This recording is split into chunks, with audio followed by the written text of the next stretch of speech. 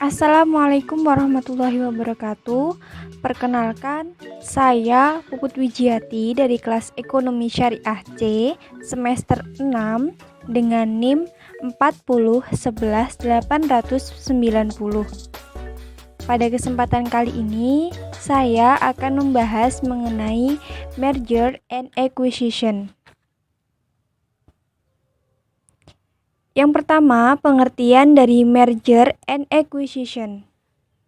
Pada bab ini, kita akan menemukan 3 istilah. Yang pertama, merger. Merger merupakan penggabungan 2 atau lebih perusahaan. Nah, biasanya hanya satu nama perusahaan saja yang tetap ada, sedangkan nama perusahaan lainnya akan hilang. Yang kedua, acquisition atau akuisisi, yaitu pembelian perusahaan oleh perusahaan lainnya, baik dilakukan secara tunai atau dibayar dengan saham yang membeli tersebut. Istilah yang ketiga adalah consolidation atau konsolidasi, yaitu penggabungan 2 atau lebih perusahaan. Semua nama perusahaan tersebut akan hilang dan akan muncul nama perusahaan baru. Nah, dari 3 pengertian ini disebabkan karena adanya penggabungan maka dapat disebut dengan merger. Lanjut, sebab terjadinya merger.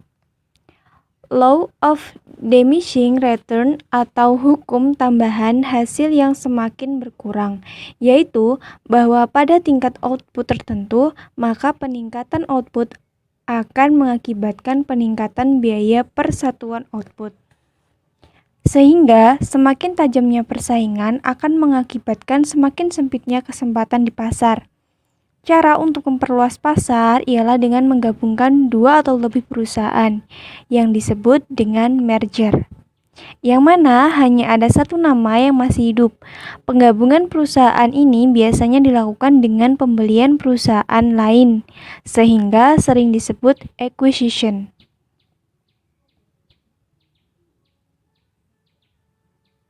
Yang ketiga adalah jenis dari merger. Ada 3 jenis. Yang pertama, horizontal merger, yaitu terjadi apabila perusahaan menggabungkan diri dengan perusahaan lain dengan jenis bisnis yang sama. Yang kedua, vertical merger. Ini dapat terjadi penggabungan perusahaan yang memiliki kaitan antara input dan output ataupun pemasaran. Nah, yang ketiga, congeneric merger, yaitu penggabungan 2 perusahaan atau lebih yang sejenis atau dalam industri yang sama, maupun tidak ada keterkaitan supplier, namun saling membutuhkan antara satu perusahaan dengan perusahaan lainnya. Tujuan melakukan merger. Jadi ada 4 tujuan di sini. Yang pertama, economies of scale. Yang kedua, memperbaiki manajemen. Yang ketiga, penghematan pajak. Dan yang terakhir adalah diversifikasi usaha. Economies of scale adalah skala operasi dengan biaya rata-rata terendah. Apabila ada merger akan membuat penghematan biaya yang dikeluarkan terhadap fasilitas operasi. Misal proses produksi, pemasaran, keuangan, dan lain sebagainya. Yang kedua adalah memperbaiki manajemen. Perusahaan ini dapat mempertahankan karyawannya hanya pada tingkat yang benar-benar diperlukan, serta efisiensi yang mampu meningkatkan kemakmuran pemegang saham. Yang ketiga adalah penghematan pajak. Penggabungan perusahaan lain yang memperoleh laba agar pajak yang dibayarkan oleh perusahaan ini profitable dapat lebih kecil. Yang terakhir, diversifikasi usaha, yaitu dengan penggabungan perusahaan yang berbeda usaha, maka akan dimiliki bermacam-macam jenis usaha yang besar tanpa harus melakukan dari awal. Dengan diversifikasi usaha ini, risiko yang akan dihadapi oleh perusahaan akan lebih kecil, atau suatu saham akan dapat diganti dengan saham yang lainnya. Selanjutnya adalah menentukan manfaat dan biaya merger. Manfaat ekonomi yang diperoleh dengan adanya merger suatu perusahaan dengan perusahaan lainnya.